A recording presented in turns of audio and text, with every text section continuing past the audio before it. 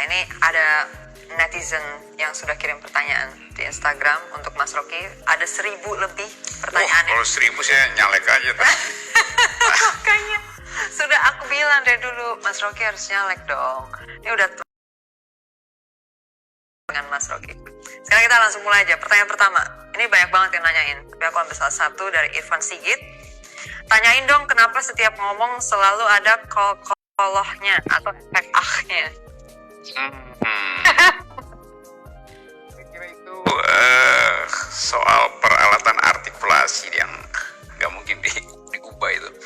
Karena dari kecil berarti Mas Rocky udah pasti seperti itu ya. Kalau bukan setelah misalnya belajar filsafat kemudian ada bahasa lain, ada bahasa Jerman atau apa enggak ya? Dan bukan karena begitu keadaan anatomi ruang artikulasi saya tuh, dan selalu ada tuh kan. Ada pasti timbul itu. Oke.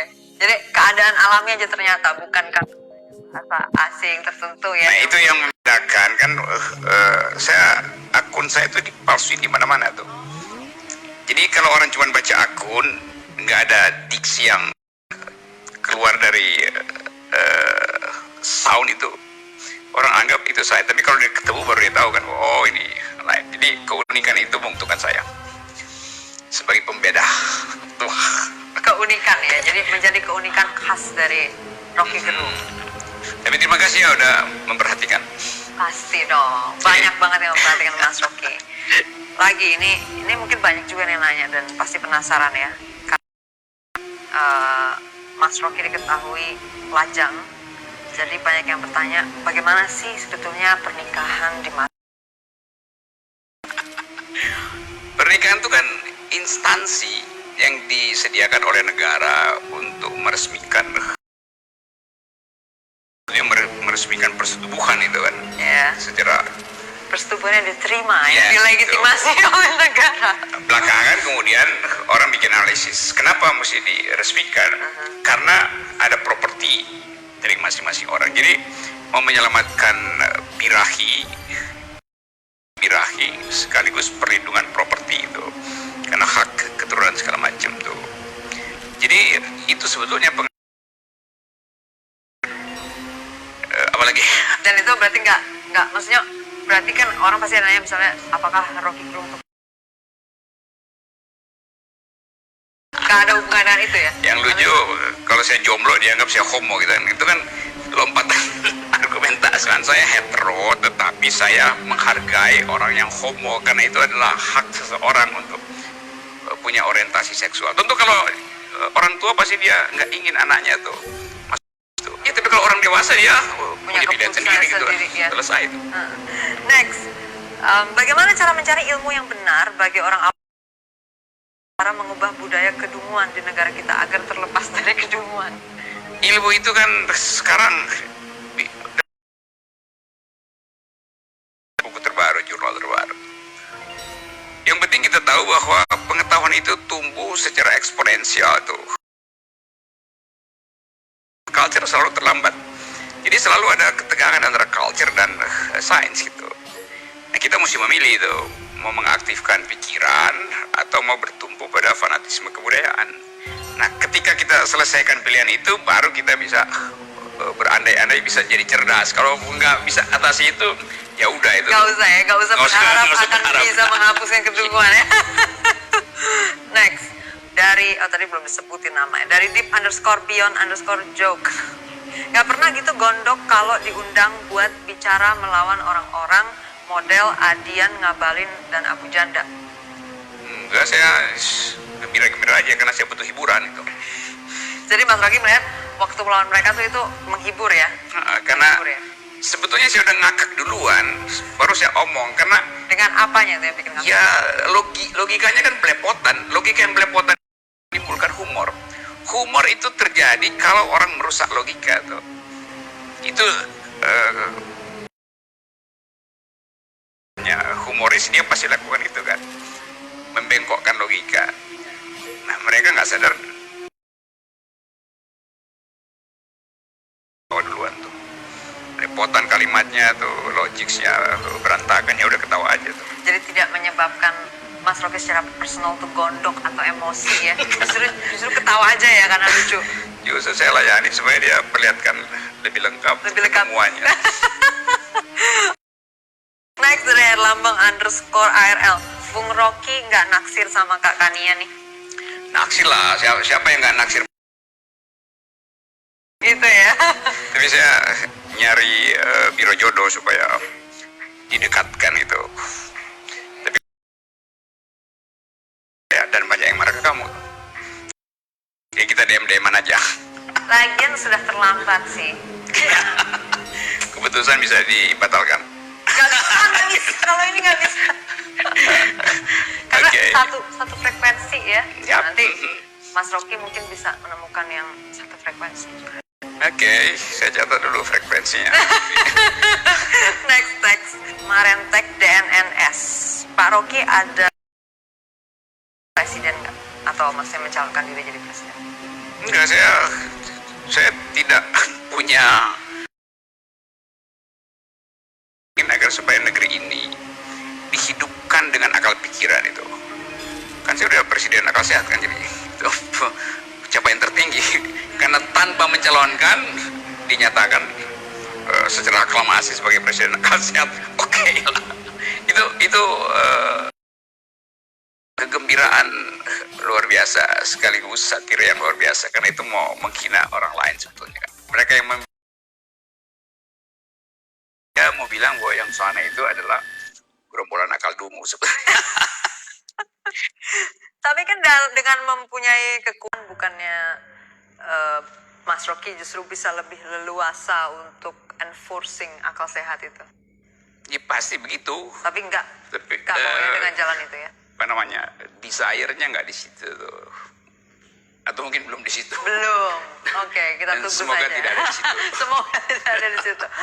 Oke, selanjutnya dari Aston Martin 8. Jadi penasehat Balap, presiden, menjadi penasehat presiden. Mau nggak Rocky Gerung?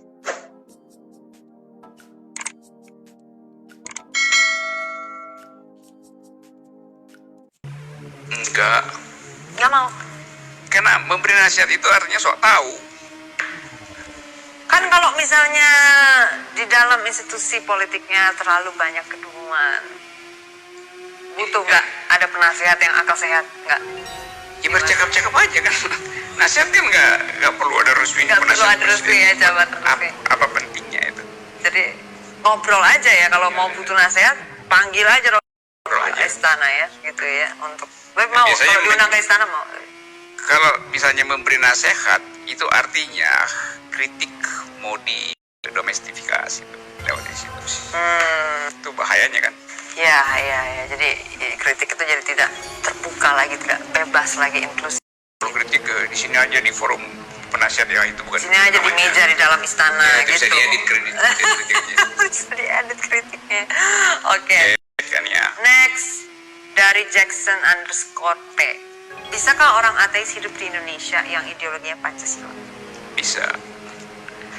Karena ateisme itu tidak mengganggu. Ateisme kan bukan kriminal.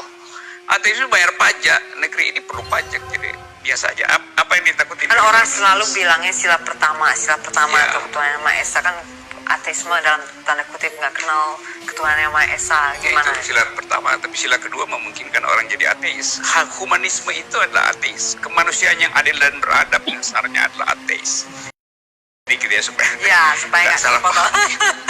Kalau saya berbuat baik atas nama kemanusiaan, tidak ingin dapat pahala, orang akan bilang saya ateis karena nggak percaya ada pahala di surga. Yang ada soal, karena saya tidak ingin berbuat sesuatu untuk dapat pahala. Justru itu perbuatan yang tidak otentik, palsu. Kalau bilang saya berbuat sesuatu kebaikan supaya saya masuk surga. Kalau masuk surga, nah pikiran semacam itu ya pikiran sekuler. Di dalam sekularisme, di dalam pikiran sekuler ada versi ateisme. Tidak semua orang ada versi ateis dalam sekuler, yaitu humanisme tadi. Nah dalam sejarah politik, sila kedua itu yang oleh Bung Karno disebut humanisme, yang kemudian dipanjangkan jadi kemanusiaan adil dan beradab, itu justru di abad tengah dimaksudkan untuk membatalkan gereja teokrasi yang menganggap bahwa orang itu hanya berbuat baik bila direstui oleh langit. Karena direstui oleh Tuhan maka dia berbuat baik. Itu konsekuensinya panjang bahwa politik dikendalikan oleh gereja, maka muncul humanisme. Jadi humanisme itu adalah antitesis dari teokrasi. Dengan kata lain, sila kedua Pancasila itu antitesis dari sila pertama sebetulnya. Soalnya bertentangan dua sila itu. Nah, saya Tapi menafsirkan. ada di dalam Ada. dalam satu sumber hukum yang sama, yaitu Pancasila. Karena Berarti itu Mas saya Rocky bilang bahwa menafsirkannya bukan sesuatu yang utuh, itu gabungan dari macam-macam pikiran sebetulnya. Karena itu nggak tepat menyebutkan Pancasila itu ideologi. Sebetulnya itu yang plural. Kalau ideologi dia mesti tunggal, mesti koheren. Iya, betul. Sila pertama pasti bertentangan dengan demokrasi. Demokrasi boleh nggak bertuhan. Demokrasi kan boleh nggak beragama kan. Karena agama itu adalah hak. Jadi boleh dia pakai, boleh nggak dia pakai.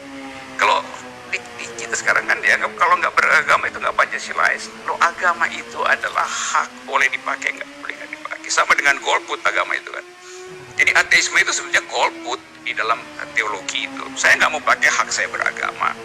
Apakah saya jahat? Tidak. Jahat kalau saya melanggarkan KUHP, membunuh orang itu jahat. Apakah ateis membunuh orang? Begitu banyak penerima Nobel perdamaian yang justru adalah ateis.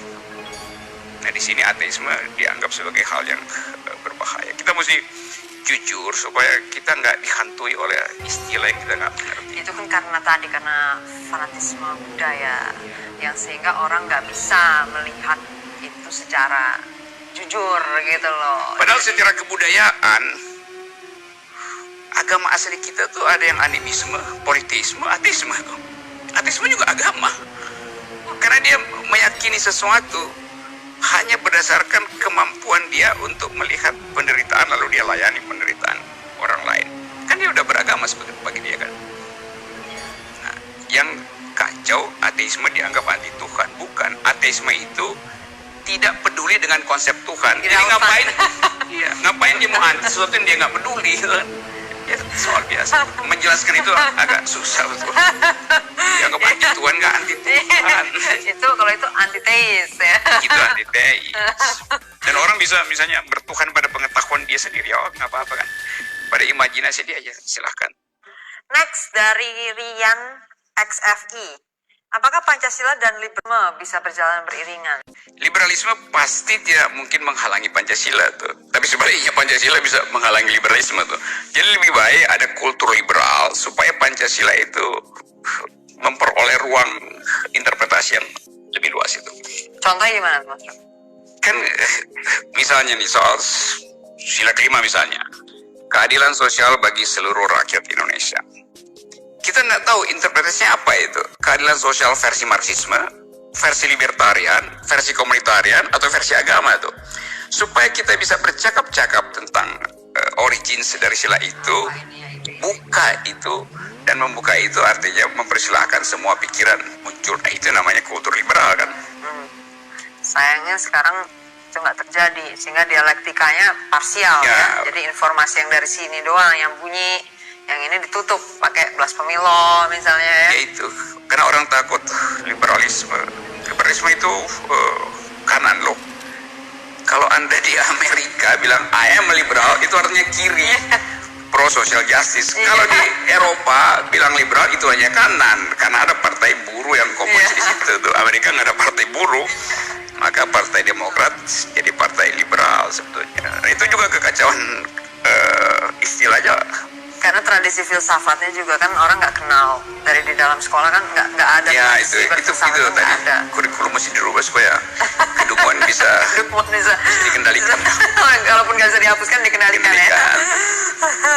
Next dari Romathon Sukma Jipangestu. Sambil ngopi silakan Mas Rocky. Bapak Rocky kalau mau dijadiin menteri, pengen jadi menteri apa dan kenapa? Enggak. Jadi ya kalau enggak saya nggak usah jawab kan. Di hutan, Purbasari tidak sendiri. Kan kenapa karena memang Kalau iya baru saya jawab. Pokoknya Mas Rocky tidak ada keinginan untuk jadi menteri walaupun di rezimnya ya. Kalau rezim akal sehat mungkin ya. Kalau Kania jadi presiden mau. Saya minta 2 jabatan menteri sekaligus. Oke, next dari Sobat Marginal. Sobat marginal. Untuk Pak Rocky, apakah Anda skeptis dengan penusukan Pak Wiranto? Dengan kata lain, apakah Anda menuduh hal tersebut sandiwara? Saya tidak menuduh dia sandiwara, juga tidak skeptis. Saya menunggu fakta persidangan itu. Jadi dalam peristiwa semacam itu sebaiknya kita tunda atau kita tempatkan dalam tanda kurung segala macam sentimen, segala macam dugaan, stigma itu. Jadi saya tidak skeptis karena saya anggap peristiwa itu mesti dianggap sebagai peristiwa kriminal itu, karena penyerangan terhadap tubuh itu kriminal. Bahwa dia kemudian ideologis, ada macam-macam, itu nanti dibuktikan di pengadilan aja. Jadi Mas Rocky posisinya menunggu justru ya pembukaan dari fakta-fakta dan ya penyelidikan selanjutnya dalam proses yang terbuka dan adil ya, dalam proses pengadilan betul ya, tapi jangan sampai proses pengadilannya juga terintervensi ya. Kemudian dari Ropalocera, susah nih namanya. Pak Rocky Gerung, kenapa selalu ngata-ngatain orang dengan kata dungu? Apakah tidak lain? Saya bisa bilang orang itu tidak mampu untuk mempergunakan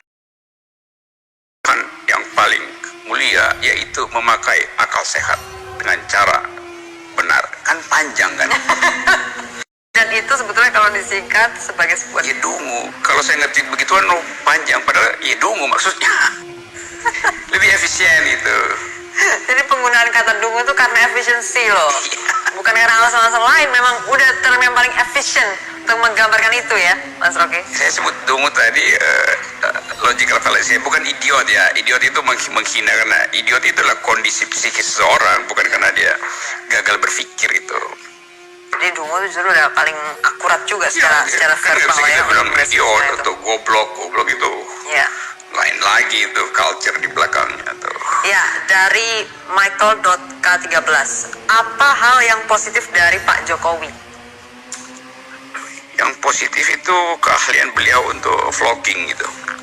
Itu positif karena Bagus ya vlog-vlognya. Mas Rocky nontonin berarti vlog-vlognya ya, karena Pak Jokowi. Sinopsisnya kan dikasih di TV itu segala macam. Jadi dulu saya pernah bilang Pak Jokowi itu karena disebut Pak Jokowi, yang ditampilkan adalah passion dia pada keluarga.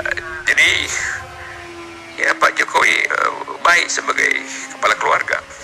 Baik sebagai kepala keluarga. Itu sisi positifnya Pak Jokowi. Positif, tapi buruk sebagai kepala negara. Tidak ada dalam sepanjang 5 tahun kemarin menjabat, tidak ada menurut Mas Rocky kebijakan, tindakan dari Jokowi yang bisa diapresiasi sebagai kepala negara. Presiden Republik Indonesia diwajibkan oleh konstitusi untuk menghasilkan 2 output. 1, dia ditugaskan untuk mencerdaskan kehidupan bangsa. 2, dia ditugaskan untuk memelihara orang miskin. Itu tugas presiden itu. Sekarang kita lihat 2 fungsi itu. Kemiskinan bertambah, kecerdasan memburuk. Tadi kemiskinan bertambah, Mas Rocky pakai indikator apa biasanya? 120 juta orang sekarang miskin. Kata yang menyebutkan itu adalah Ketua DPR, Ibu Puan Maharani, waktu itu menyebut di data BPJS Itu segala macam. meningkat berarti sebelumnya. Meningkat. Dari angka sebelumnya itu meningkat ya. Meningkat karena dulu dianggap cuman berapa 90 juta, bahkan ada 23 juta. Ya tentu ada ukurannya kan. Tapi kita lihat yang absolut 120 juta orang miskin, separuh miskin. Apalagi BPJS tidak bisa melayani sepenuhnya orang miskin itu, sehingga dinaikkan iurannya supaya nggak bangkrut negara ini. Padahal tugas negara pertama-tama adalah melayani orang miskin. Kan secara ekonomi dulu dihitung bahwa BPJS itu perlu mungkin 30 triliun gitu. Tapi yang dianggarkan 1/5-nya tuh. Padahal seharusnya BPJS itu anggarannya dipenuhi dulu, yang ditunda infrastruktur. Yang terjadi BPS-nya dikasih 1/5 cuma karena 4/5-nya mau dipakai buat jalan tol. Kan itu melanggar konstitusi kan. Harusnya pelihara kesehatan orang, rawat orang miskin, baru bikin jalan buat orang kaya. Itu kan jalan pikirannya kan. Jadi prioritasnya di situ tidak konstitusional ya. Iya, kalau dibilang kita kekurangan uang, nggak kekurangan uang. Dari awal memang tidak berpihak pada keadilan itu. Tidak memprioritaskan kebijakan Tidak itu memprioritaskan tugas konstitusi. Jadi dua hal itu, kecerdasan memburuk, kemiskinan bertambah. Berarti saya belum bisa kasih pujian pada Pak Jokowi. Ada optimisme nggak di periode 2 Pak Jokowi bisa selesaikan dua itu? Atau setidaknya memperbaiki lah, kalaupun belum ideal. Makin parah karena hitungan rasional semester pertama tahun 2000 tahun depan 2020 itu negara harus bayar utang. BUMN akan ditagih oleh bank-bank pengutang luar negeri, dan itu artinya porsi untuk social justice, untuk welfare juga pasti berkurang. Nah, dalam keadaan semacam itu kabinet pasti akan guncang. Ada tumpukan problem internasional soal Papua, soal politik identitas. Jadi saya tidak optimis lihat itu. Saya ingin supaya nggak terjadi, tapi akal sehat saya mengatakan akan lebih banyak problem. Apalagi kabinet sampai sekarang belum bisa ditentukan kan. Jadi itu menunjukkan ya. Kalau sudah diumumkan mungkin bisa berubah pikiran nggak kira-kira Mas Rocky ya? Saya sudah bisa duga itu. lebih bagus misalnya atau kalau udah gimana? diumumkan itu akan lebih kencang sebab ada yang tersingkir. Jadi akan saling amputasi di dalam kabinet nanti terus. Jadi ada yang ribut sendiri di dalam situ. Oke, dari Hari Evander ini banyak sih yang bertanya, minta rekomendasi buku dong.